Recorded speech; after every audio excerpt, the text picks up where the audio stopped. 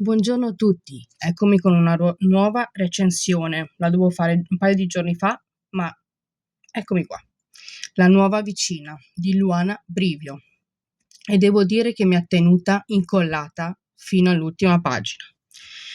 Un thriller fatto di segreti, tensione e quella sensazione che nulla sia davvero come sembra. Più andavo avanti, più avevo bisogno, proprio bisogno, di sapere come sarebbe finita. E il finale mi ha lasciata decisamente con qualcosa su cui riflettere. Se anche tu ami i thriller psicologici e le storie che vi fanno dubitare di tutti, questo qua è per voi. Questo ve lo consiglio. Io a questo vi do 5 stelle, ma gliene darei molte, ma molte di più. Ciao a tutti!